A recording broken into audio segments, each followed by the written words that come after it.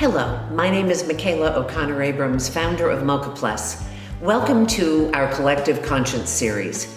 We created this series for you to bring together great minds from around the world on myriad topics that we hope will expand your mind, will challenge your current beliefs, and give you an opportunity to be inspired with every video.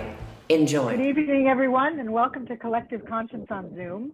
I'm Shelley Tatum-Kieran, partner at Mocha Plus. And this evening, I'm going to skip my longer introduction because I'm going to hand it over to Michaela, who wanted to say a few things about today. Thank you, Shelley.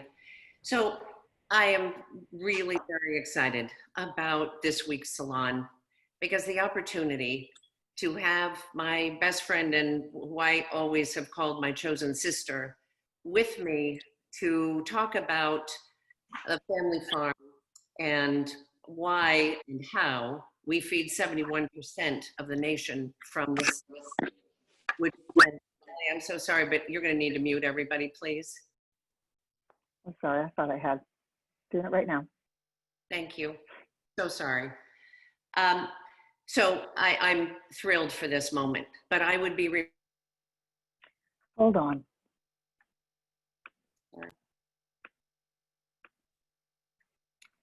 Apologies, you're on. So sorry.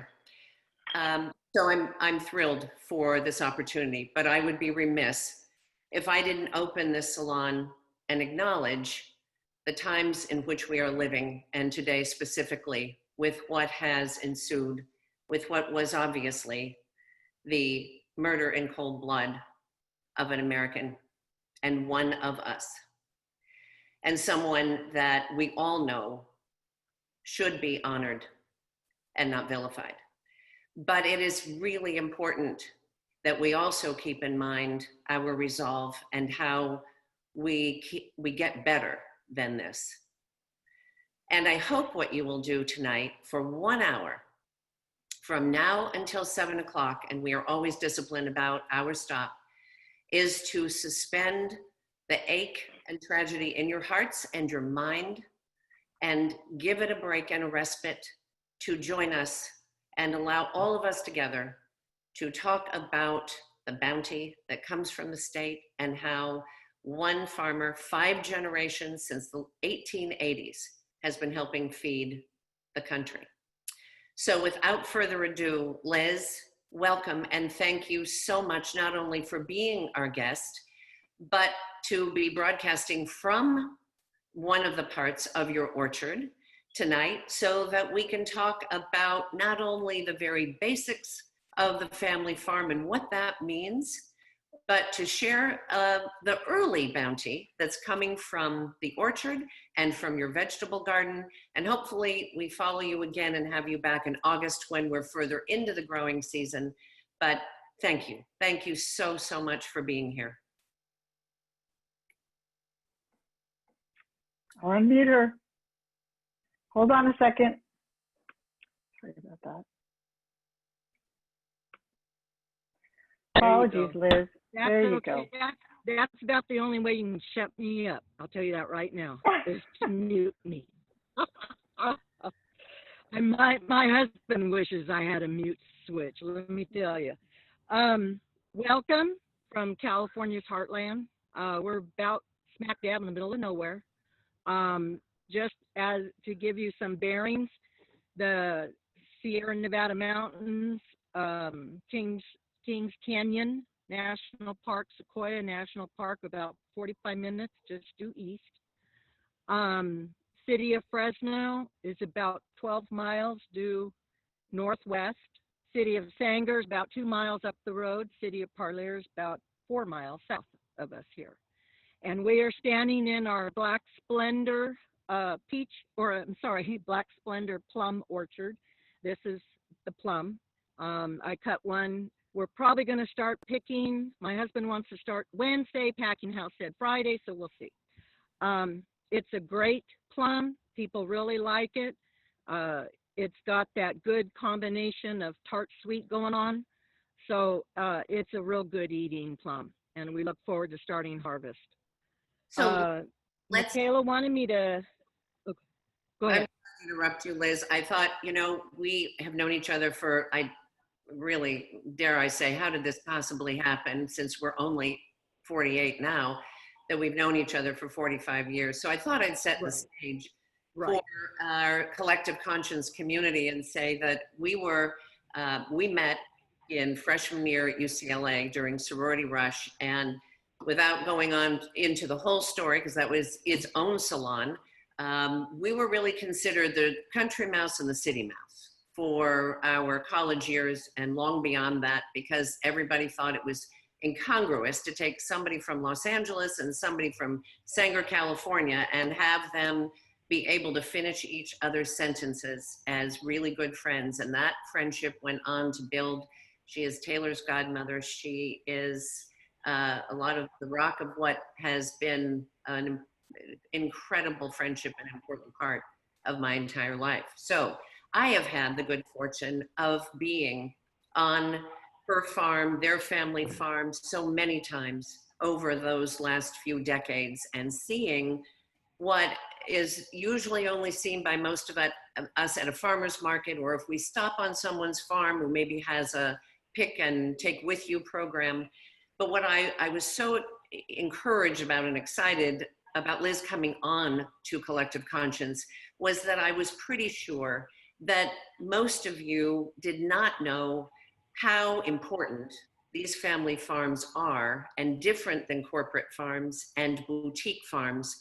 These production farms do feed the nation. And as the invitation said, the landscape is changing. So tonight, we're not only going to explore the plums, but we're going to talk about how to manage that, why the farmer doesn't set the price, but gets the price, and how is it that we can do so much more to understand family farms so we may support what has been a vital part of our economy and our food source for the nation. So with that, Liz, well, I want to talk about the plums that you and those beautiful Black Splendor plums that you're sitting amongst. I thought you might take just a couple minutes to talk a little bit more about what I just framed in the corporate farm versus the family farm versus the boutique farm, for all of us to understand the context from which your more than 150 acres comes from. Okay. And thank you, Michaela, for the opportunity to do this.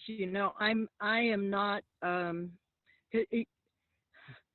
pretty humble. We're pretty simple people. And what you see is what you get.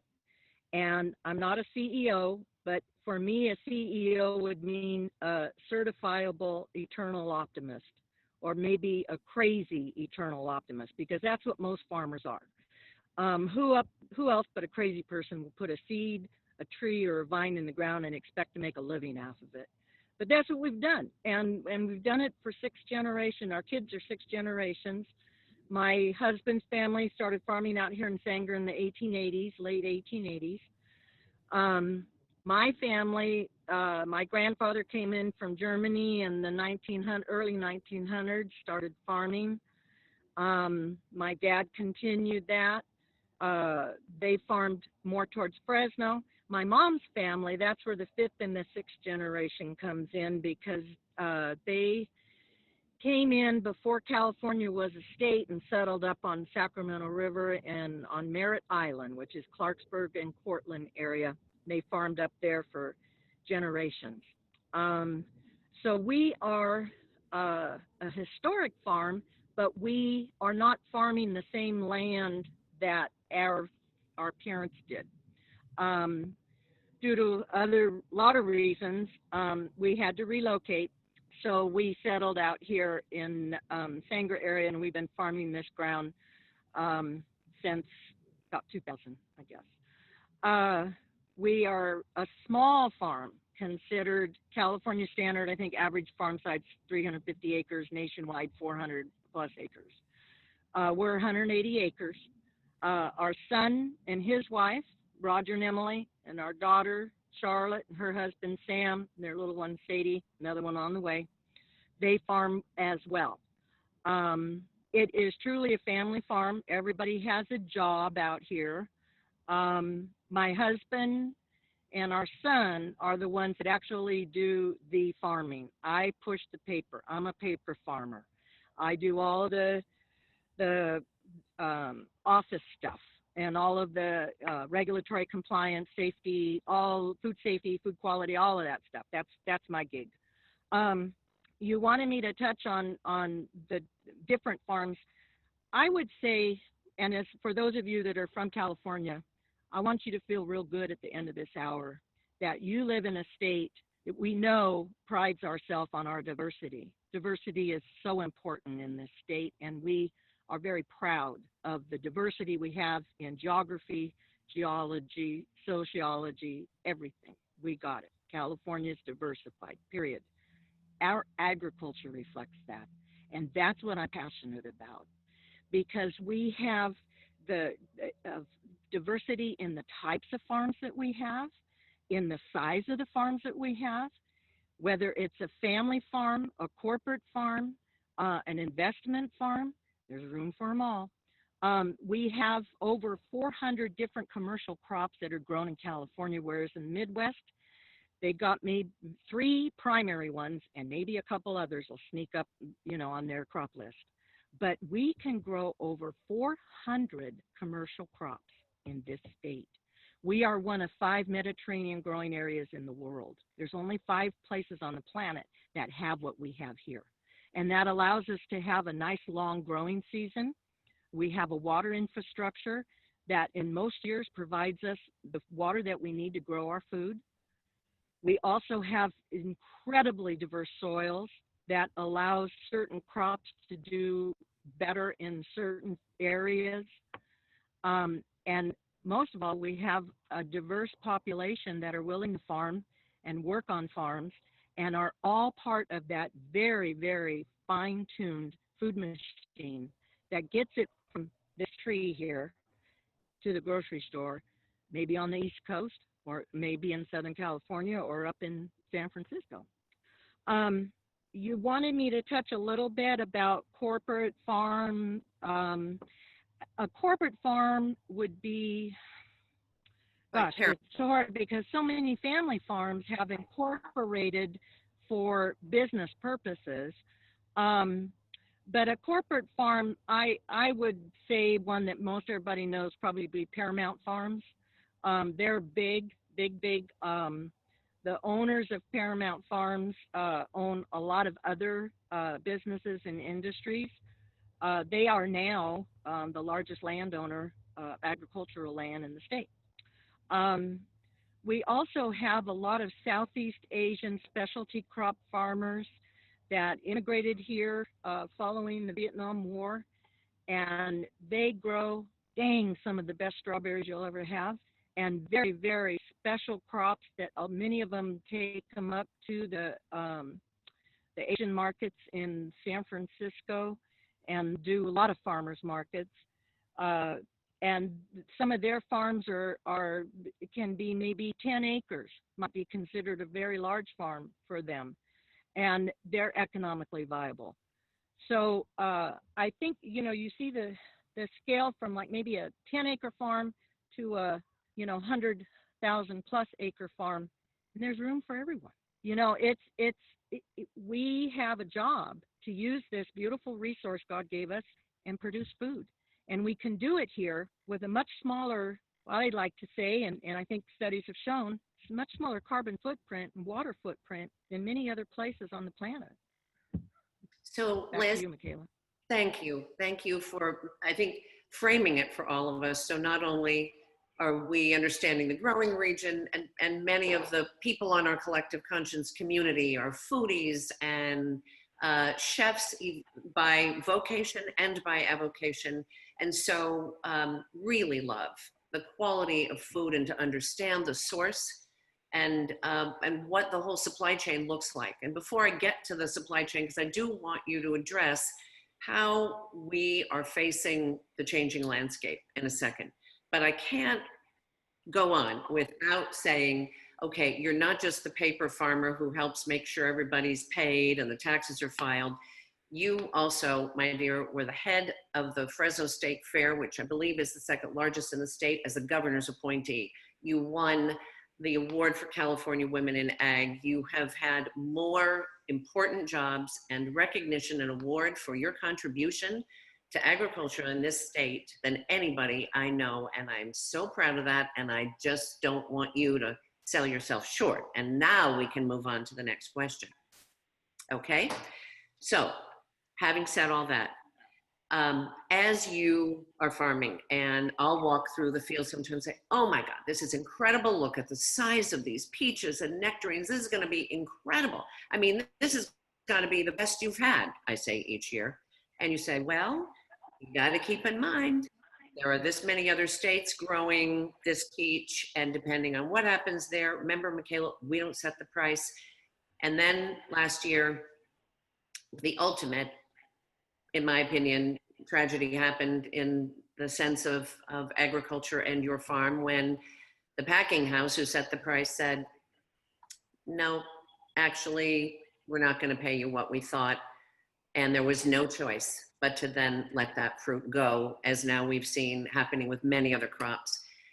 Please help us at a cursory level, because again, each of these topics could go so deep, and it's very hard to do that in a thorough way, but just take us through that. When you say the farmer is the price getter, not the price setter, help us understand that supply chain so that people know how many hands have touched that one peach and how much they pay for it compared to what you're getting.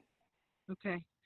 In the fresh market, which is the produce, fresh produce that you see in your grocery store, that's considered the fresh market. And that is purely supply and demand, period, end of discussion.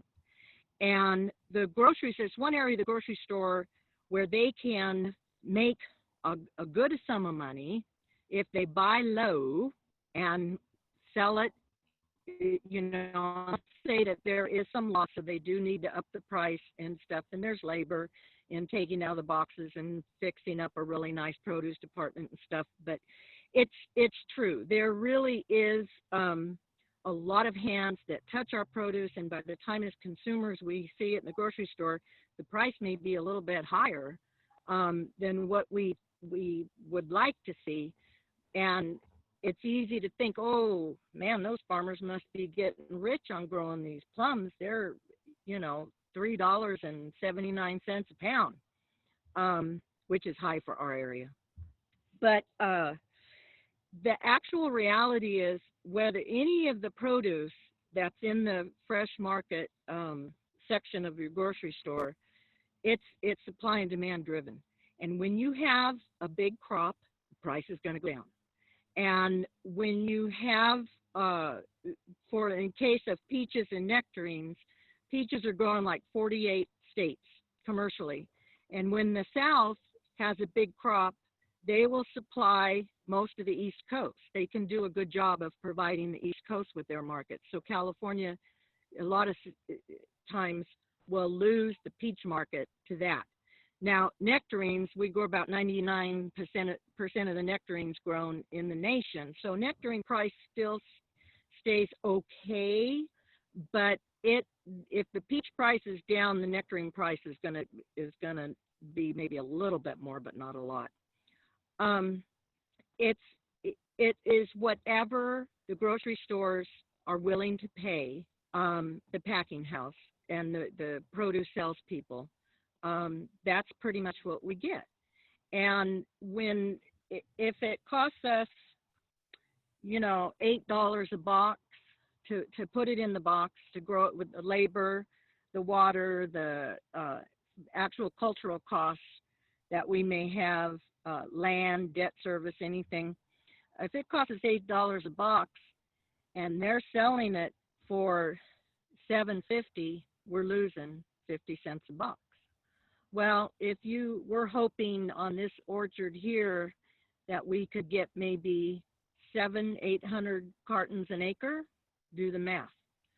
So last year was a tough year. Actually, these Black Splendors plums were the only variety that we really did make pretty decent profit on, but it wasn't enough to cover for the other losses that we saw in the nectarines and the fresh market peaches.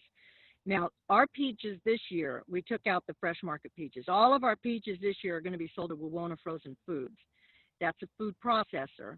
They do some really great frozen peach products, and including providing peaches for Breyer's ice cream and Jamba Juice and other things like that.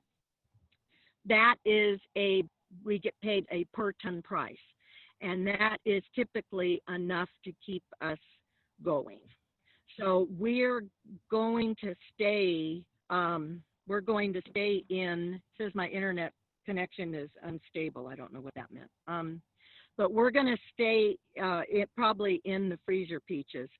We are beginning the transition out of the fresh market just because with the increased cost of labor, every year it goes up even more. We have 3 guys that work for us full time, but for doing the harvest, we have to bring in crews to help us get it because it's a perishable commodity. You want to get it off the tree fast, get it over the packing house, get it pre-cooled down and get it shipped and out. We require more labor for that. So we use a farm labor contractor, and the way that works is you pay the per hour cost for each individual that's out here is working, but then on the total gross that you have of the wages, you pay a 40% commission to the farm labor contractor, which covers your workers' comp and all of their expenses. So labor is our biggest expense on the ranch. And if it costs you, $6,000-7,000 an acre to farm this, but you may be only getting back, 5 or 6, you can't go that many years, keep that pace that many years and still stay in business. So you, like my grandfather and my dad and Earl's grandfather and Earl's dad, you are always looking at making changes and doing what you need to do to stay economically viable. And I want to add this too. Farmers by nature will complain about anything. Well, even if it's a good year, how's your crop look? Well, it could be a little better. How's the weather? Well, it could be a little cooler, could be a little warmer. Farmers by nature, we just, I don't know what it is about farmers, but they do like to complain about things. So even in a good year at the farmer's market, you talk to farmer, how's things going? Well, it could be a little bit better. We're doing okay, but, just take it, know that, hey, that's nature of being a farmer, independent as hogs on ice. And I tell you, it's a crazy lifestyle, but it's a great lifestyle, but it's oftentimes a worrisome lifestyle because I'd like for our kids to continue farming here. We're going to do what we can. Earl and I will do what we can to position them. Hopefully they'll continue, should they decide to stay in it. I don't know. We'll Okay, see. I just, Michaela, back to you. 5 years, I thought I'd heard. Michaela? I'm here. Yeah. Can you hear me, Liz? Okay. Yeah. So 45 years, I've heard a lot of, heaven knows, we've traded a lot of fun euphemisms and things, but roll back. Did you say what? Then a hog's what? Farmers are as independent as the hog on ice. Okay, well, if anybody else has heard that, you can put that in chat and raise your hand, but that's a new one from me. It can be the name of her autobiography. There it is. But I want to go back to labor for a second, because there is also, I think, a grand misnomer that, if you just get people in the field and Right, you're breaking up. sorry, I missed that last part. I'm here, I'm sorry. So I wanted to go back to what is a common misnomer about the labor it takes to pick a peach, a plum, a nectarine. We won't even get into asparagus and everything else that I have learned from you. But for reasons that I still don't understand, we call that unskilled labor. And yet I've watched all of the guys I've come to know on your ranch, and there is it is all absolutely skilled labor. So It I is. And, you know, it begins, one of the questions too, that I saw, Regina just sent me, our growing season, you know, we start in the winter pruning. These trees are defoliated, the leaves have fallen off, they're in dormancy, and we go through and prune them. And we're pruning out the heavy brush and leaving the fruit wood. Honestly, I can't go in here and know which one's a fruit wood and which one isn't. So there is art, yet the guys that work for us, Ramon, Luis, and Alberto, they know, and they're fast and they're good at what they do. And so to me, that is a highly skilled job. And then when you have the crew come through and you thin, if you have a lot of fruit that's set, a lot of blooms and a lot of fruit set, you go through and you space them out maybe about that far apart, depending. So you go through and you thin that fruit away. They know exactly which piece of fruit looks like it's going to stay as a hanger and which one might fall off. There is such a skilled level of employee needed in agriculture, and it really does, you could tell this is a passionate area for me, because the people that work on our farm and every farm in California are honorable, hardworking people, and they deserve to be thought of as skilled, important, what's the word today, essential employees. They are. We can't farm without them.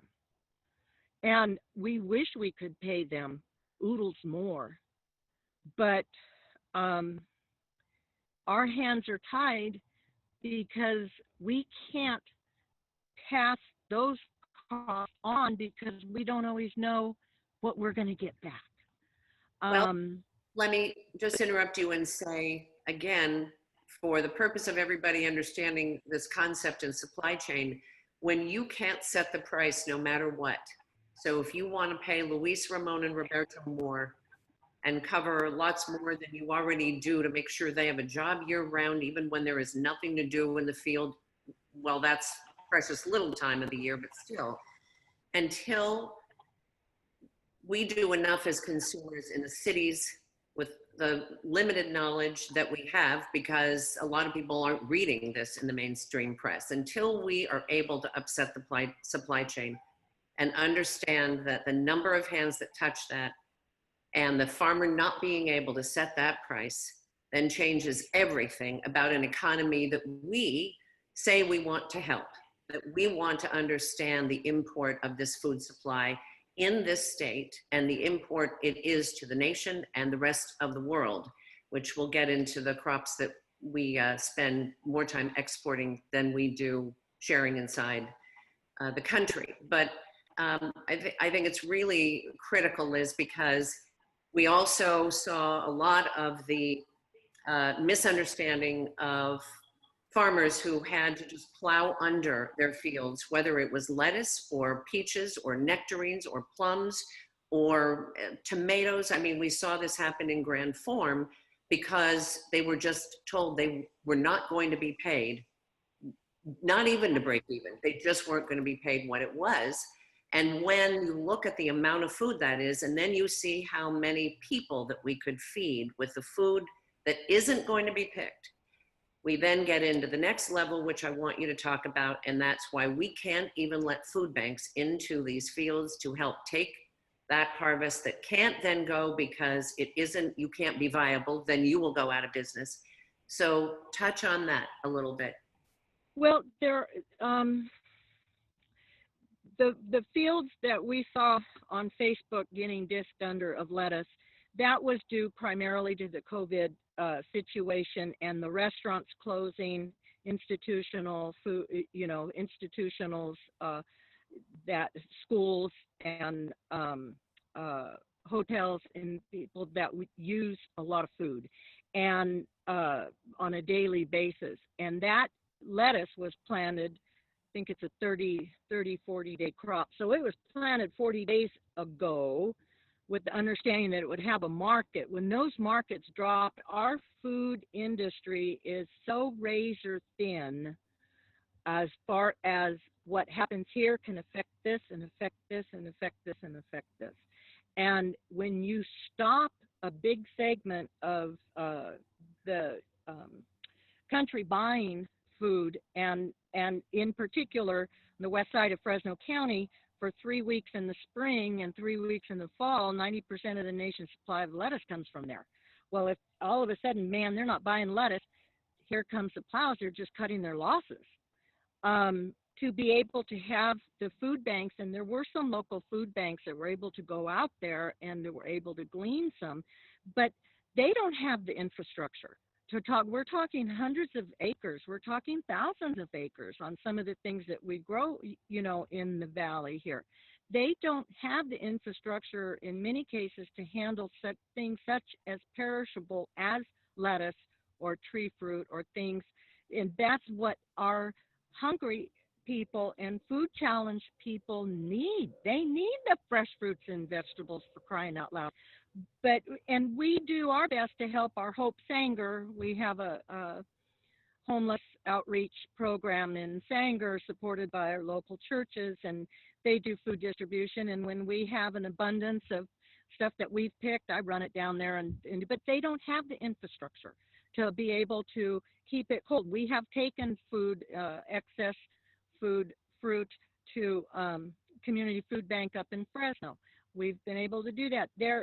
Most of the local ag around here is pretty good on being able to provide it to our local food banks. We want to make sure that people in our rural communities that are food challenged, I mean, we're growing it right here, for crying out loud. We got to feed them. So we do what we can, but then there also is the liability question. Right. We to pick this, we're on ladders. I'm real nervous if I don't know someone, they're on a ladder picking it. If they fall down and get hurt, even though I'm letting them come here, you have the risk of legal action, and then it's just it's frustrating sometimes. Well, and the food safety. We do, agriculture as a rule really does try as an industry, try to do stuff to help our food challenge, but also food safety. You're right. Thank you for saying that. We're part of most packing houses, and most growers are part of a thing called Global GAP, GAP, Good Agricultural Practices. And there is a criteria, and we get audited every year, things that we do in the field. For instance, when we start harvesting, if these guys, are picking the fruit, in this case, they'll be packing them, putting them in a pouch that they hang on their chest, and then they dump it into the bin, and the bin takes it to the packing house where it's washed and done everything and cooled down, packed for the different packs that, Trader Joe's or Costco or whomever wants it. They all have a separate pack now. Anyways, as they're picking, if that piece of fruit drops on the ground, it may be the best piece of fruit they picked all day, but if it hits the dirt, it stays there. There's no way that we're going to allow that piece of fruit to be picked up and put back in the bin, because we're outside. We're in the dirt. We have critters that some of them are our own critters, dogs and whatnot, but there's coyotes all over the ranch. There's birds fly over. If they defecate, and there could be, microbial things that are in the soil or on top of the soil, you just don't take that risk. And that's why I feel real comfortable when I go to the store and I get fresh produce from California. I know Florida's very good, rest of the United States pretty good, but California leads the nation, you guys, in food safety. When we pick these peaches for Wawona freezer, and if there, God forbid, if there's an issue, microbial issue that shows up, they can go by the lot number of what that bag of frozen peaches came from, and they can trace it back down to the day it was picked, to the field it was picked, to the crew who picked it. There is such a good level of comfort as a consumer for me to know that we have that. Is it a pain in the butt for us on the regulatory side? Yeah, it is. But you know what? As a consumer, man, I feel good about what I can honestly, and as a grower too, I can honestly say we grow a safe, wholesome food supply. Michaela, back to you. Thank you. So, we could do this on a news program together. Liz, back to you. Michaela, okay. So, I want to, Is there a delay? Is there a delay or something? there is sometimes Okay. an internet connection. I hope you Okay. can hear okay, and we can hear you. Okay. So, there are so many other topics I want to cover, but I so want to make sure that the collective conscience community on this Zoom salon has a chance to ask you questions. And I think they're already sending some through chat, but I want to talk about the water issue because if I don't ask it, somebody else is going to. And I think it's not just a hot button, hot potato. I mean, it's obviously, you've already said, we have good years and we have bad years. And there are so many misconceptions. Again, I'm always, intrigued isn't the word. I'm always mystified how we don't have better journalists in the mainstream press covering California agriculture, not just the agricultural publications. And why should we have to read both? We are informed consumers and we should have a much better job done. But the truth of the matter is the water has been an issue, and it has been an issue on the ballot. It has been an issue, and without making this a political discussion at all, I think it's important to note that a number of California farms, which has been noted, are going to almonds. We are the only state that grows the almonds, and I believe, are exporting 80% of them. You can address that.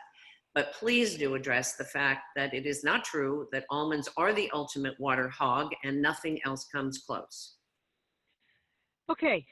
Nothing like opening a can of worms, Michaela. I'll start off when you talk about California water. I think Mark Twain said it best, way, way back when. Whiskey is for drinking, water is for fighting over. And that is California water in a nutshell. It was true back in his day, and it's truer today. When you have a resource that is as important as water, and it is the most important resource on the planet, because without water, this beautiful soil wouldn't grow anything but tumbleweeds and jackrabbits. So water is the most important resource on this planet. And we only have a finite amount of water. I think it's like 3% of the water on the planet is fresh water that's actually potable for human consumption and the growing of food and use in industry. California has a water, and honestly, there are several people that would be great salon guests, and you could do 15 salons on water, although your viewers would say, no way. But it is such a complex issue, and it's so vitally important. But if you look, water, I like to think farmers as not the end user of water. We're using it to produce food.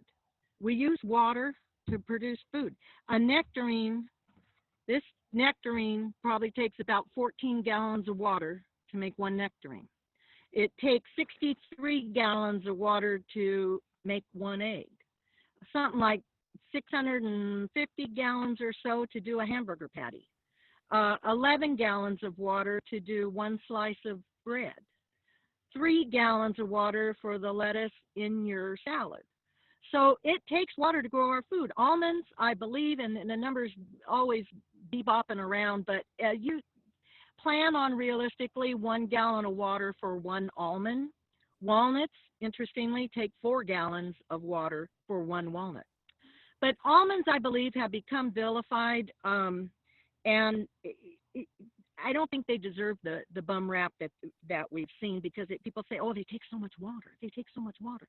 An almond tree, which just on the other side of this orchard, our neighbor has mature almonds.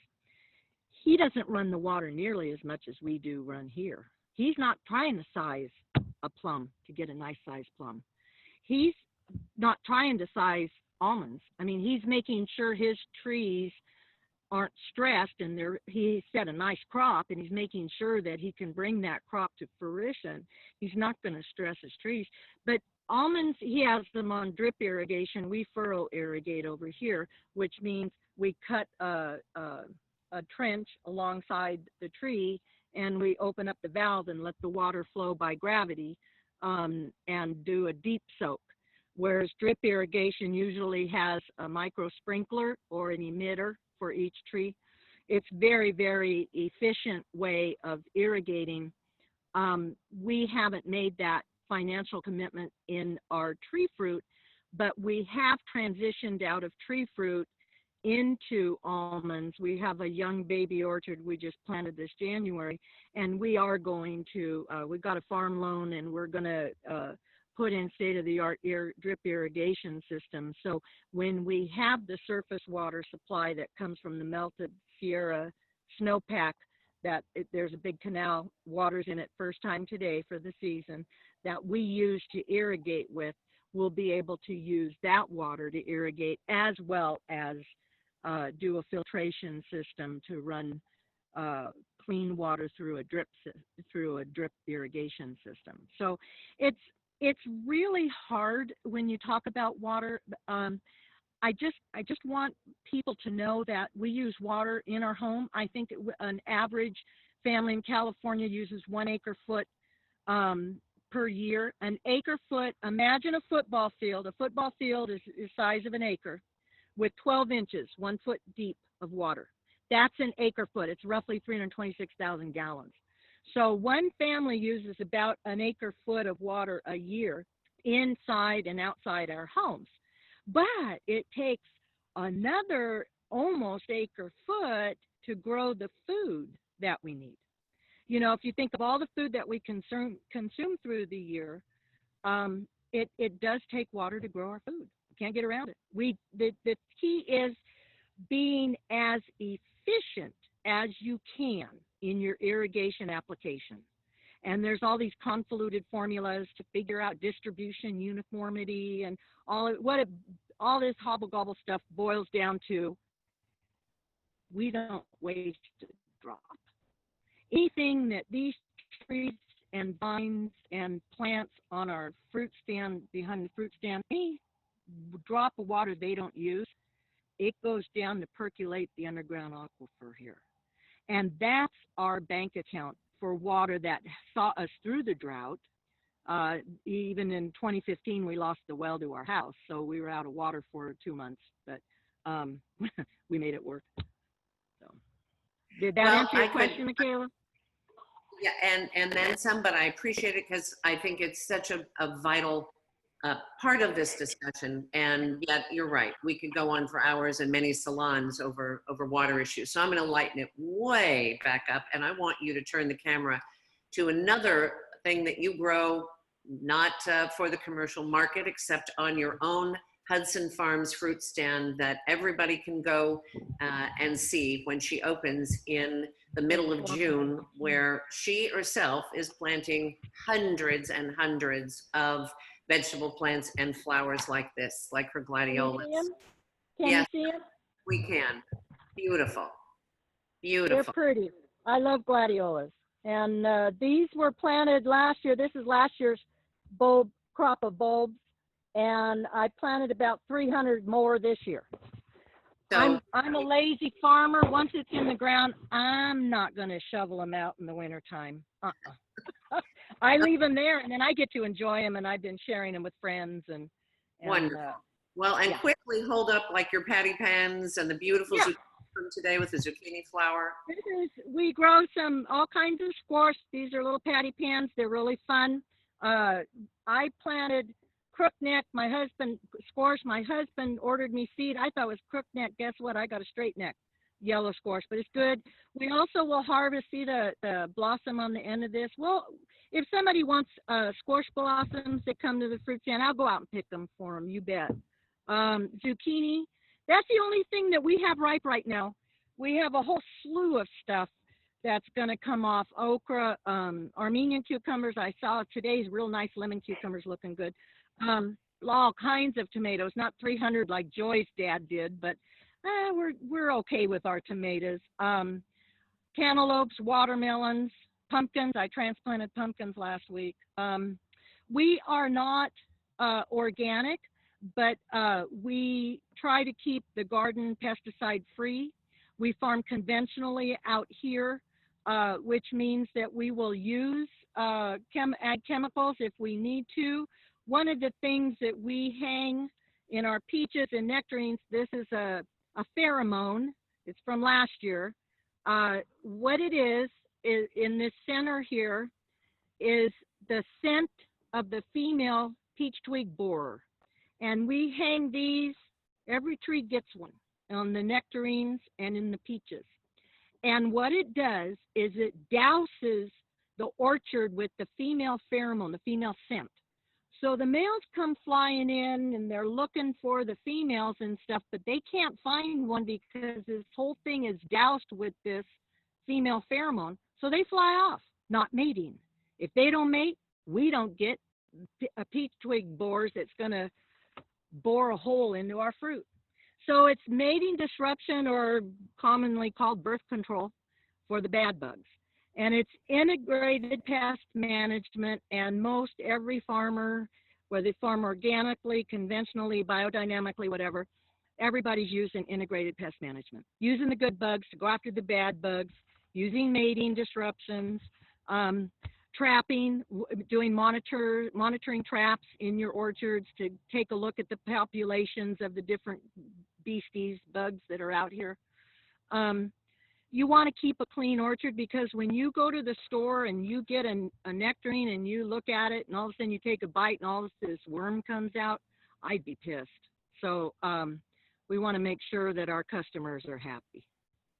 Well, I am going to go to your customers on the Collective Conscience Salon for some questions, because Okay. I could go on for so long with you, even though I have the privilege of being there reasonably often, except for lately, but usually pretty often, because I love being at that fruit stand with you. I love seeing customers. I'm always remarking you need to charge more, because then I come back to Mill Valley. I'm like, wait a minute, how are we charging $4.69 for a peach and she's selling a box for $7? So It's like real estate, everything's local. yeah, that's for It's sure. like real estate, everything's local. That's for sure. So Shelley, tell me, do we have lots of questions in the queue? We do, and I'd like to get to them so we have time for our lightning round, which is Go ahead. the way we're going to end this salon. So first is a comment from Tom Flynn. As a one-day farmhand on Hudson Farm, I have enjoyed the fruits of my labor. Thank God for California farmers. So there's a little Love you, love Tom. for you, Liz. Thank And you. then from Regina, hi Liz, so great to see you. How long is the growing season, including harvesting? And is there a time you can rest, or is there a time you can rest between seasons? Yeah, there is a time I can rest, but I usually fill it with volunteer activity, so I really don't rest that much. I got to be busy. We do winter farming, pruning, dormant sprays. Spring is thinning, getting everything ready. Summer, we start harvest. Fall is wrap up irrigation, orchard cleanliness. So yeah, there's always stuff to do out here. Okay, and from Bobby, is there a water issue in the Central Valley? Is there a pecking order of which farm's produce is sold first? Good question. Really good question. Yeah, there is a water issue. There's a water issue in all of California. Where we farm, our water supply is the Kings River. Surface water supply is the Kings River. Melted snow from the Sierra Nevadas. It's brought down, melts, comes down the hill through the Kings River, stored at Pine Flat Dam. From there, it's released in the canals. Today is the first day it arrived on the ranch. So we'll be able to use that surface water. And then, like I said, anything that isn't used, that's going to help to recharge the aquifer. In a drought, we have wells and we go to the aquifer. It depends on where you farm in the valley. East side of the San Joaquin Valley, all the way up, even Sacramento Valley, east side tends to have a little better water infrastructure. West side is where most of the water imported from the Delta, at least for this end of the valley, comes from, and there's a lot of issues. And so, yeah, they're traditionally water short. So Bobby also wants to know then, is your U.S. Congress person effective in the Central Valley issue? Yes and no. They do the best they can, but California has a lot of congressmen, and it's really hard to get all of them on the same page, especially when it comes to issues that can be a little bit contentious, like water, for the environment and for municipal and industrial and agriculture. I happen to think that there is a balance can be found so everybody wins. But it's going to take a whole lot more common heads and creative thinking to come away so that everybody wins. That's a tough issue. It's been, like I said, Mark Twain said it best. This state loves to fight over its water. Okay, and Anthea would love to know your views on bees in relation to water. How do you feel about them in the ecosystem? What was the question on bees? Bees. In relation to water. I'm not sure what I mean about relation to water. We have bees that are brought in. We have a beekeeper that puts bees in our plum orchard here during pollination. Did I hear right? She said bees as in the buzz. Yeah, right? That is correct. Okay. Yep. Okay. And when we do, the bees need water in the wintertime, of course, and usually there's enough rainfall that will help. But if we need to, we have been known to run water in the wintertime because the trees need to get the soil profile good and moist. So there is standing water that the bees can do that. Bees are critical component of agriculture, and I love their honey. And is there farms honey? Oh boy, I've had that. Go ahead, Shell. If you're, sorry, and are there any new pests heading your way? Oh, wow, that we know of? There's always those that we don't know of. The one that is real concerning, and we do have a little bit of citrus. Our son has 10 acres of mandarin oranges.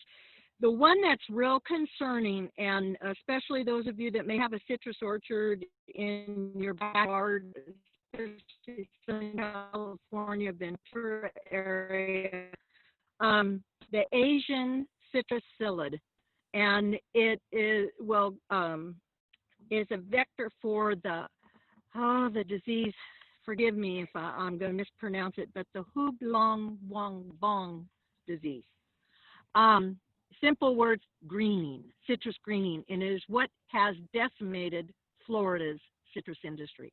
And there are psyllids that are found in parts of Southern California. When one is found, your area is quarantined, certain things you need to do to keep that pest from getting a foothold. It can be devastating to our citrus industry. So there is always some critter that's going to do damage. We farm outside. You know, there's going to be stuff that happens, you bet. Shelley. Okay, we have one question from someone by the name of Taylor Abrams. Taylor, I'm trying to unmute it. My trackpad is not working this evening. I apologize. Here it comes. Can everyone hear me? Yes. You're good. Yeah. My beautiful godmother, Hi, everyone. by the way.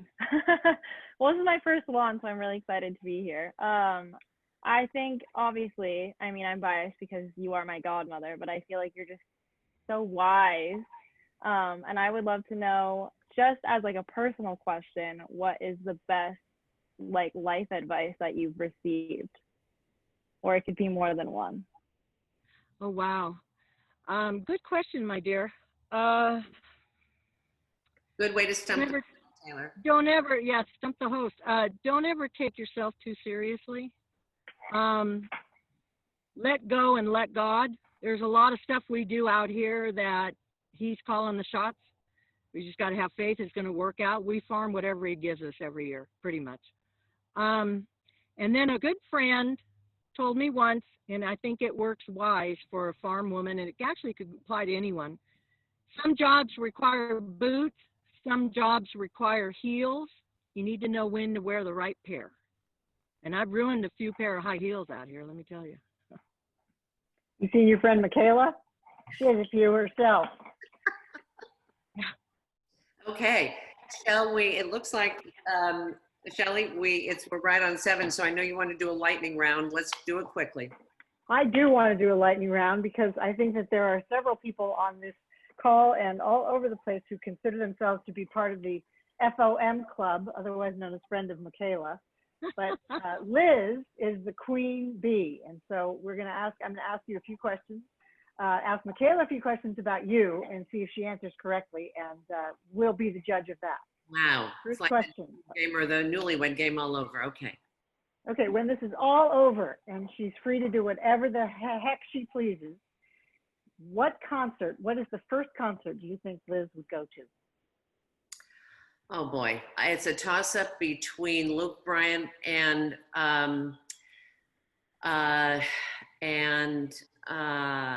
oh geez, oh my gosh, I'm totally blanking. I think she knows, which I think, yeah. What do you think? Oh my, I mean, this is unbelievable. I can't think of his name. I'm sorry. Come on, Bruno Mars. Bruno Mars. All right. It's between Luke Bryan and Bruno Mars, but I guess I'm saying Bruno Mars. Liz? Well, you know what? I've seen both of them, and Roger and I went to Bruno Mars a couple years ago. It was kick-ass fun. I'd really like to see Keith Urban. But Luke Bryan was on the list. You're close, Michaela. Okay. Yeah, I went to see him last year. I saw him last year. So, yeah, you were close, Michaela. All right, some quick ones. Corvette or Cadillac? Cadillac. Yep. Liz? You got that one. Can't get in and out of a Corvette. Her last dessert on Earth, fasten your seatbelt, would it be a double chocolate Oreo pie or, and I tasted the latter, this one coming up, the buttermilk praline pound cake? Not yours, hers, her last dessert. Double chocolate Oreo pie. Pound cake? God, I guess we better know each other about another decade before I get these right. You guys need to get together again. Yeah. Okay, this one. All right, on a scale of 1 to 10, how good a driver is Liz? And we're talking with people in the car and without. And what was the question? I'm sorry? Scale of 1 to 10, 10 being best and 1 being least. What kind of a driver would you say Liz is, and what do you think she's going to answer? I think she's a 10. With someone in the car or when she's by herself? Oh. By herself, with someone in the car, she's a 10. By herself, she's about a 2. She thought a little higher of herself. 5? She said 6. Oh, Yeah. I'm sorry, Liz. I was just thinking of the speeding tickets we've gotten in our lifetime. Yeah. Okay, the last one is last one's a brain teaser. Name 2 condiments that Liz 100% has in her refrigerator, and you can't name ketchup and mustard. Butter. Is butter a condiment or is it a main food group? Yeah, yeah, it's not a condiment, but butter and milk. Yeah. All right. You got that right. That's it. You seem to know her. Okay. But you need a little time together, though, I think. Wonderful. Well, listen, everybody, thank you so much for joining Liz Hudson and Shelley and myself for this collective conscious outstanding in the field. It has really been wonderful. I hope you enjoyed it as much as I did. I can't get enough of it, and I may be the closest to it, but it's never enough for me. And I just, again, thank you very much for spending this time during a tough day with us to take just that break. Please do join us next Monday, where our guest speaker is Bob Priestek, the CEO of Freeman, the world's largest event planner and brand experience organizer, and he will talk about the future of how we will gather. Thank you again. Have a wonderful night and a great week. Thanks all. Thank you. Bye-bye.